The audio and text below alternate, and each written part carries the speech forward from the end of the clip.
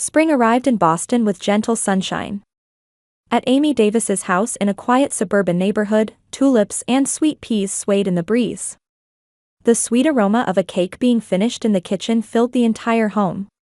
"Mom, when can we eat that cake?" Ryan asked, leaning forward from the living room where he'd been watching TV. Amy smiled and replied, "Very soon. Once the icing dries. This is for Mrs. Johnson's birthday. But I made cupcakes with the leftover batter, and you can have one of those now." Ryan's face lit up.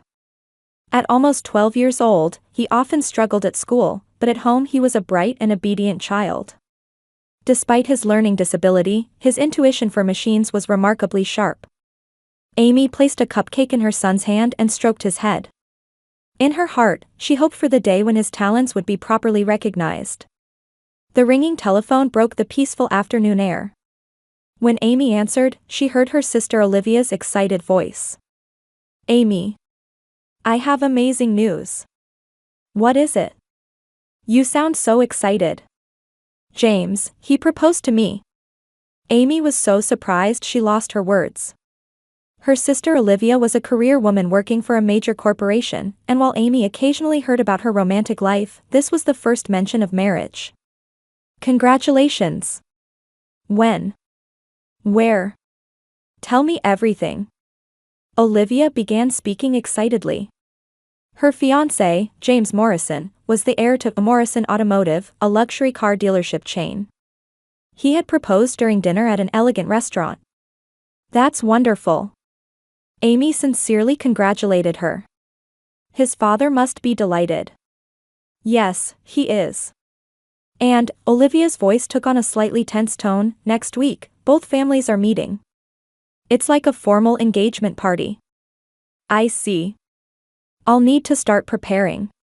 I'll coordinate with Mike's day off." "Amy," Olivia interrupted. "Actually, I don't want you to come."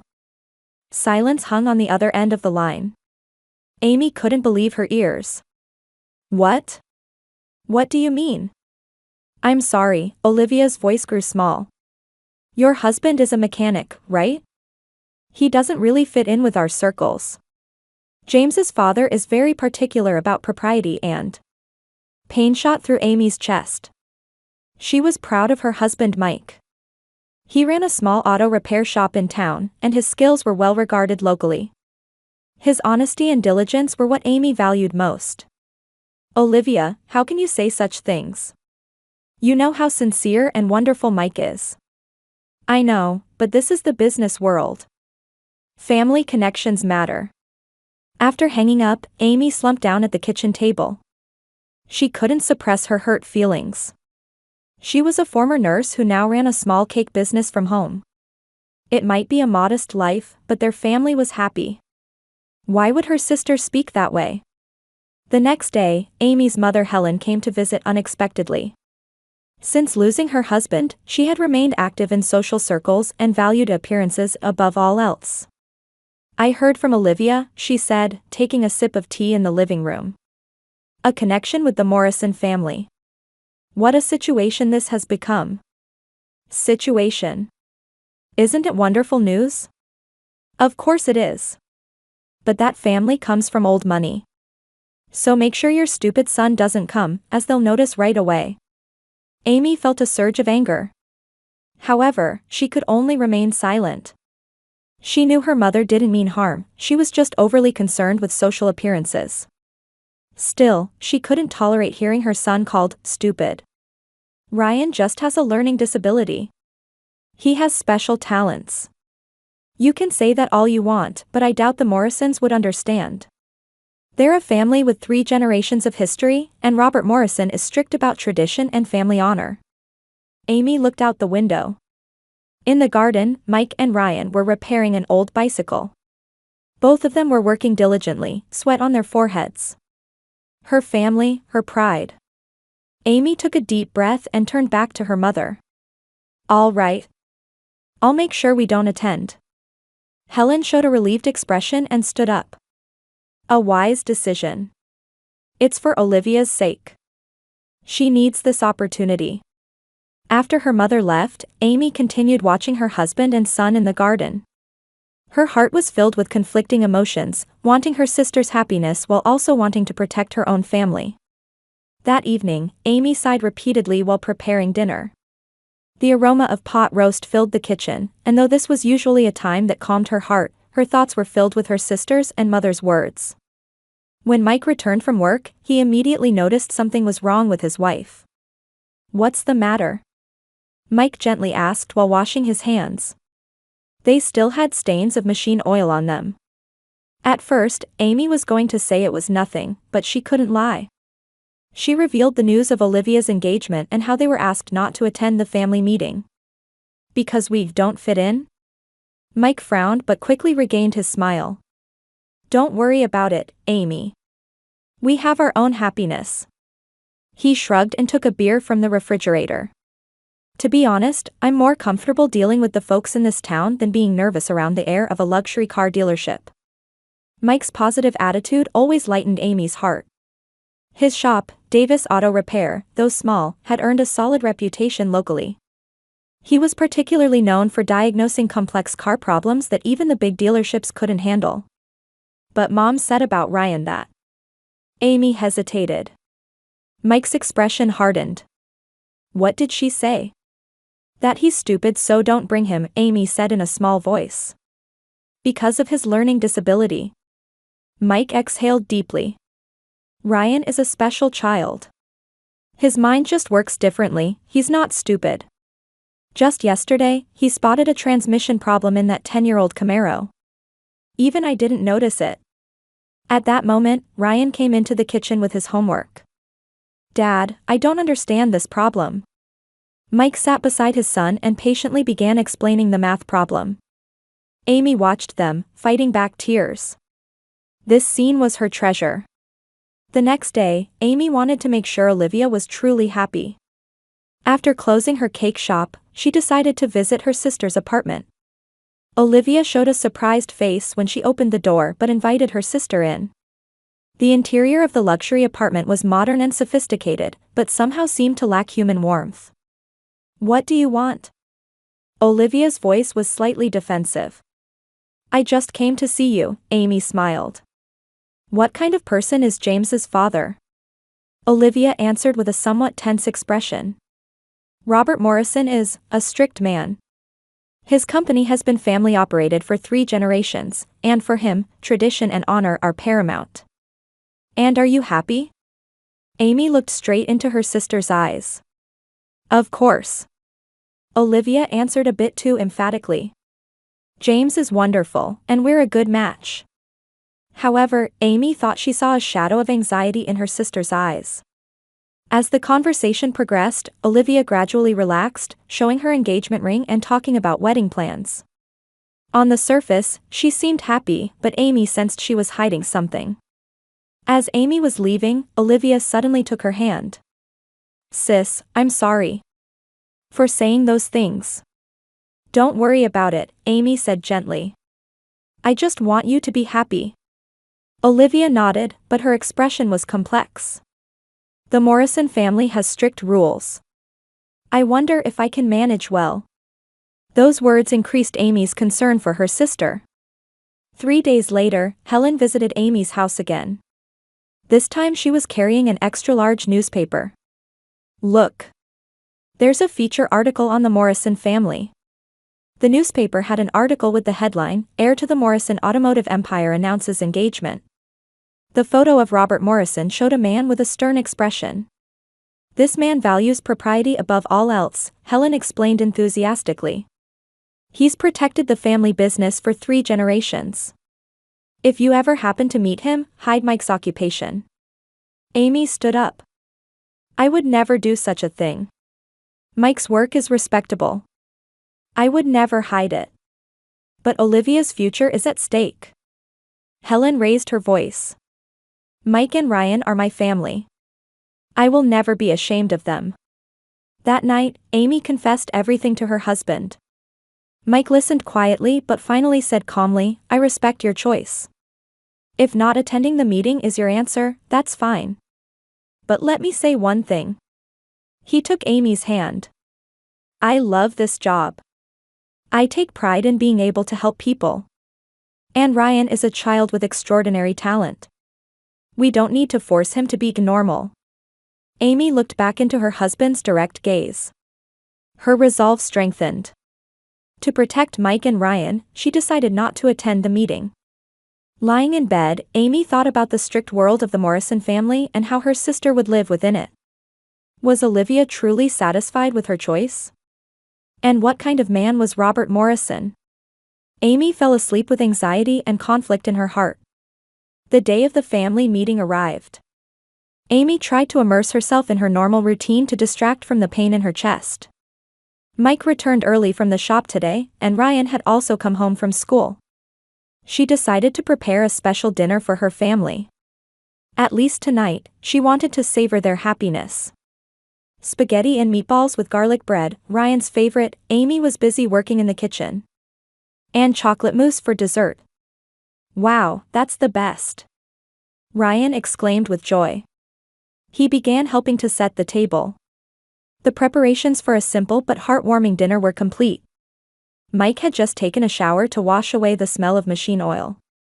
Smells wonderful. Nothing can beat your cooking. The three of them sat at the table with smiles, enjoying their meal while exchanging pleasant conversation. Amy occasionally looked at her family's expressions, as if trying to engrave this moment in her heart. This small happiness was what mattered most to her. Mom, more spaghetti, please. As Ryan held out his plate, the phone rang. Amy hesitated slightly but got up to answer it. Hello, Davis residence. At first, there was no response. Only faint breathing could be heard. Amy. A trembling voice came through. It was her sister Olivia. Please, help me, please. Olivia's voice was so choked with tears that her words were barely intelligible. Olivia? What's wrong? What happened? Amy's chest tightened with worry.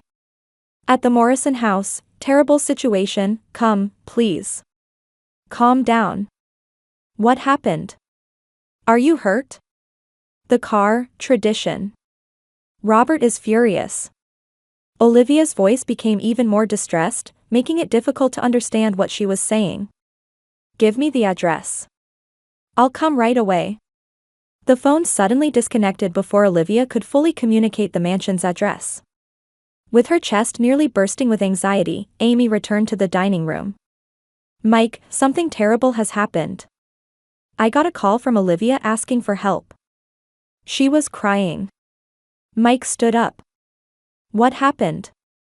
I'm not sure, but there seems to be some problem at the Morrison house. She was really distraught. Ryan asked worriedly, is Aunt Olivia in danger? I don't know.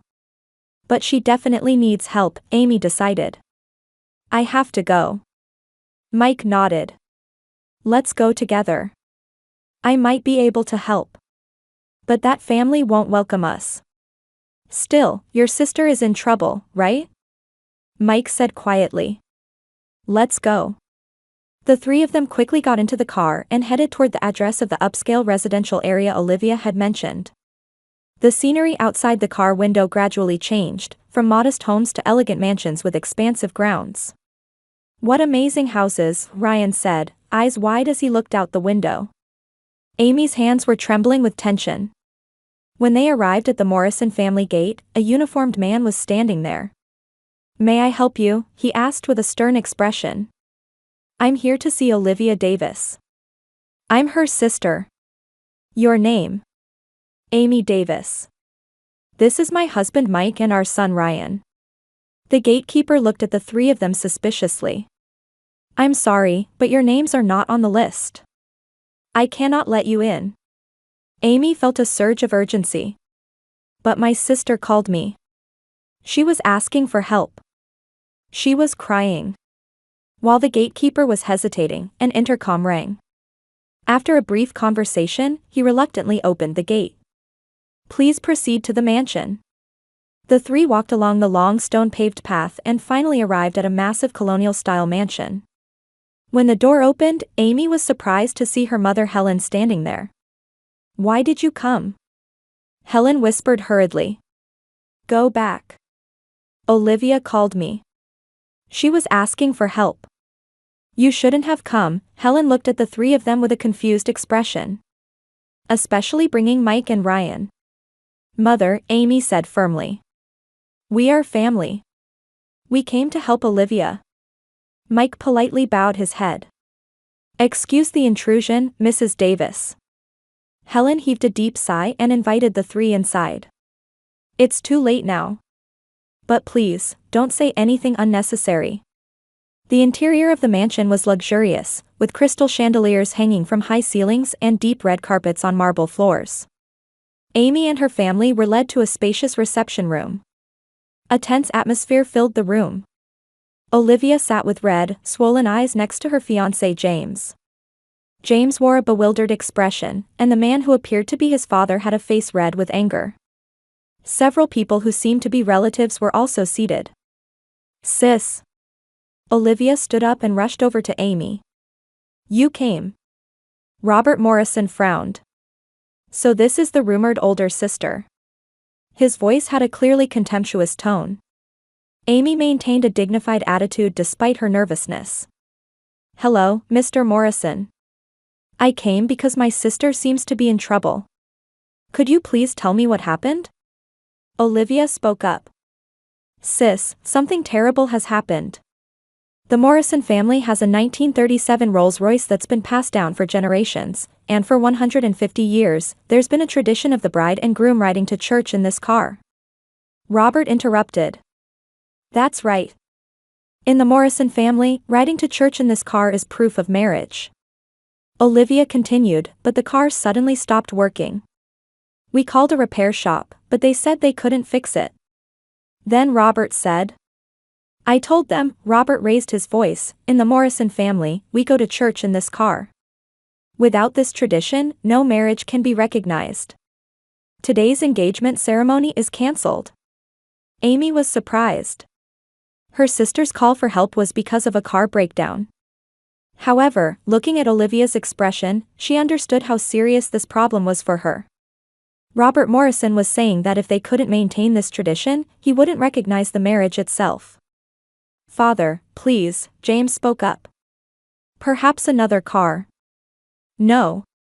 Robert slammed his fist on the table. The honor and tradition of the Morrison family are non-negotiable. This car is not just a vehicle, it's the soul of our family. I cannot recognize a marriage without it. The room fell silent. Amy looked at Mike. From his calm expression, she could tell he was thinking about something. Mike quietly stepped forward. Excuse me, but would it be possible for me to see the car?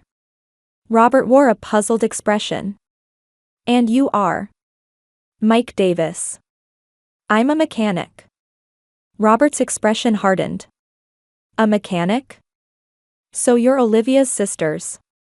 He said in a clearly disdainful tone. Yes. I run a small repair shop, Mike answered confidently. If you don't mind, could I please see the car? Robert snorted.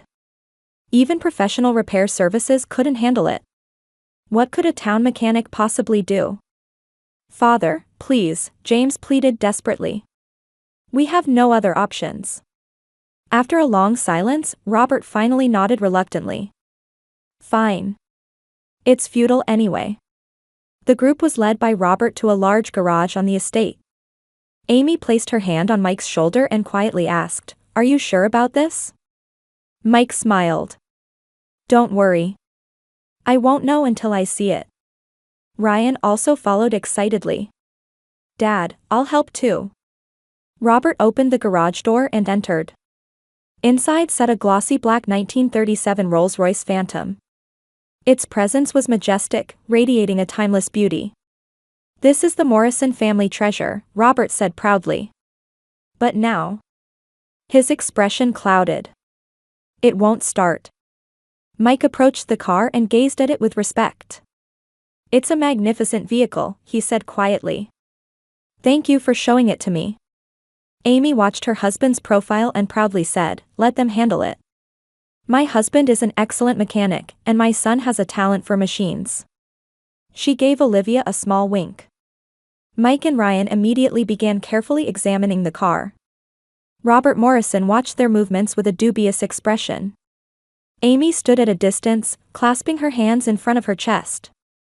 Olivia was tightly gripping James's hand, her expression mixing hope and anxiety. Mike opened the hood and thoroughly examined the engine. Ryan also stood beside his father, peering into the car. "How is it?" James asked, unable to contain himself. Mike shook his head. "Not sure yet. This car is a masterpiece. Hard to believe it's over 80 years old." Suddenly, Ryan exclaimed, "Dad, it's here." He had crawled under the car and was pointing at something. Mike was surprised by his son's voice and bent down to look in the direction Ryan was pointing. "I see," he nodded. "Good catch, Ryan. What's the problem?" Robert leaned forward to ask. Mike stood up, put his hands in his pockets, and answered, "There are multiple issues. First, there's old gas remaining in the fuel system. Then, the wiring in the ignition system has deteriorated. Also, the float valve in the carburetor is stuck." "What did your son find?" Robert asked, half doubtful. "He discovered a hidden crack in the fuel line. Fuel is leaking from there, preventing sufficient fuel from reaching the engine." Mike placed a hand on Ryan's shoulder. "He has a special eye for these things." Robert frowned, but hope was beginning to blossom. "Can you fix it?" "Let's try," Mike smiled. "Ryan, could you get the tools, please?" Ryan nodded energetically and ran to the car. As Amy watched her son go, she quietly asked Mike, "Do you really have confidence in this? This car is a masterpiece." "And Ryan found a crucial problem," Mike answered quietly. "It's worth trying." When Ryan returned with the toolbox, Mike and Ryan began working. Amy watched the two of them, praying in her heart. Olivia stood beside her. "Sis," Olivia said in a low voice. "I'm sorry for saying those terrible things." Amy held her sister's hand. "Don't worry about it. Family helps each other in times of trouble." Time passed, and Mike and Ryan continued working silently. Robert, initially skeptical, gradually began showing interest in their work. Mike's hands displayed skilled craftsmanship, and his knowledge of the car's structure and history was profound. Ryan also handled parts with surprising accuracy while following his father's instructions. "That boy. I heard he has a learning disability," Robert whispered to Amy. "Yes," Amy answered proudly. "He struggles with schoolwork, but he has a special talent for machines." Finally, Mike stood up and wiped his hands. "Shall we try it?" As everyone held their breath and watched, Mike sat in the driver's seat and turned the key. At first, the engine made a coughing sound, but soon the more than 80-year-old engine started smoothly. A deep roar resonated throughout the garage. "It works!" Robert couldn't help but exclaim. Joy and surprise spread across his face. "It's really working." Mike smiled as he listened to the engine's condition. "This beauty can still run." Olivia burst into tears of joy, and James bowed deeply to Mike. "Thank you so much. I don't know how to express my gratitude." Mike stopped the engine and got out of the car. "No thanks necessary. Helping family is just what we do." Robert approached Mike and stared intently at his face. "So many specialists gave up, yet you fixed it? And in such a short time." "My son found the critical issue," Mike answered humbly. "Without him, I wouldn't have noticed it either." Robert looked at Ryan. The boy was smiling shyly. "That's an amazing talent," Robert gently patted Ryan's head. "You're special." Ryan laughed awkwardly.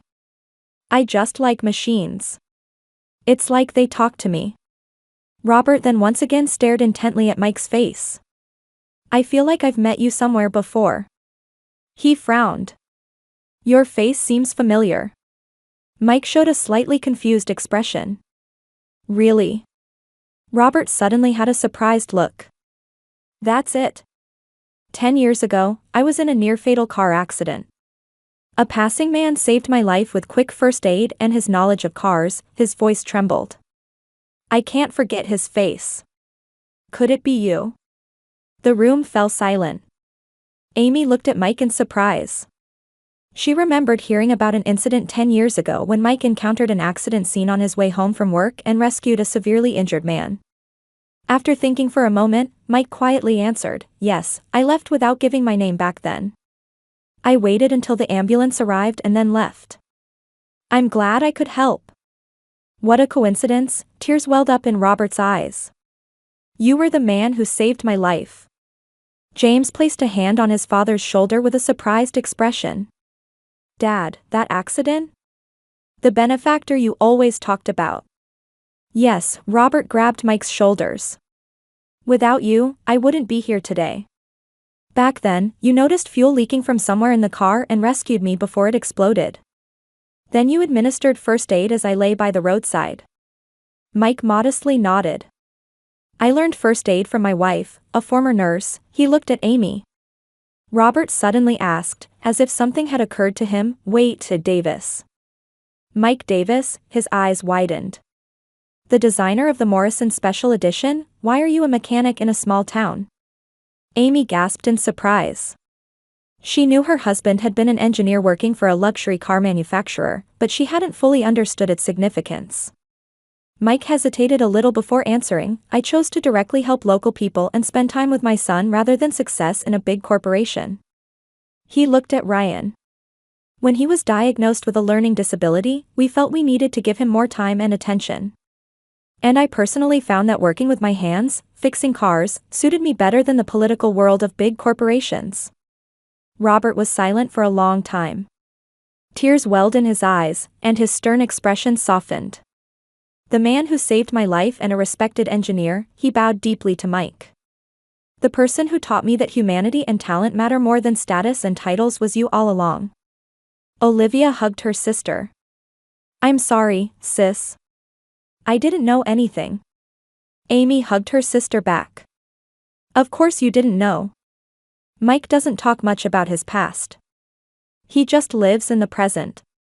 Helen stood with a dumbfounded expression, seeing a new side of her son-in-law. The town mechanic she had looked down on for years was actually a lifesaver and a first-class engineer. Robert placed his hand on Mike's shoulder. Please join us for dinner tonight, he said with a sincere expression. And tell us more about your family. 6 weeks later, a crowd gathered in front of St. John's Church. Under a clear sky, the 1937 Rolls-Royce Phantom glided to a stop in front of the church. Olivia, who stepped out of the car, was wrapped in a pure white wedding dress with a radiant smile. You look beautiful, Amy greeted her sister at the church entrance. Dressed in an elegant mauve dress, she stood proudly as the maid of honor. The wedding was magnificent, with Amy's family welcomed as honored guests. Robert Morrison watched with satisfaction as James and Olivia exchanged their vows. Tradition was preserved. But new values were also found, he quietly said to Mike. During the reception, Robert called Mike aside and spoke to him with a serious expression. Mike, would you consider serving as a technical advisor to my company? Your knowledge and experience are invaluable. Mike smiled but politely shook his head. Thank you. But I like my current job helping local people. Robert looked disappointed but nodded. I understand. But would you at least consider helping with an education program for young mechanics? Passing on skills to the next generation is important. I'd be happy to, Mike extended his hand. Robert gripped it firmly in return. Meanwhile, with Robert's support, Ryan was able to participate in an education program specializing in mechanics, giving him an opportunity to develop his talent. His learning disability remained unchanged, but in the world of machines, he continued to show unparalleled talent. That boy is special, Robert told Amy. His talent might change the world someday. Olivia and James began a happy married life, and a deep bond grew between them. I learned from you and Mike, Olivia told Amy. True happiness isn't in titles or appearances, but in the heart. Helen showed the most surprising change. She let go of her attachment to social status and began helping at Amy's cake shop. I want to value real happiness over superficial respectability, she explained her change of heart. Robert, who had adopted a humanity-first value system after the accident, also changed the management policy of Morrison Automotive. Not only selling luxury cars, he focused more on contributing to the local community and established a mechanic training school at Mike's suggestion. "Mike, meeting you and your family taught me the most important lessons in life," Robert said at the end of the wedding. "What true wealth is, what true family is, and what true value is." On Christmas night, both families gathered at Amy's house. In the simple yet warm home, children ran around, and adults laughed. The Rolls-Royce that Mike and Ryan had repaired was parked in front of the house with special permission. As Amy watched her family's smiling faces from the kitchen, she thought to herself, sometimes life takes unexpected turns. But if you don't lose sight of true values, unimaginable joy might be waiting ahead. As she savored her small happiness, she carried hot cocoa to serve. The Morrison and Davis families, while seemingly living in different worlds, were now bound by new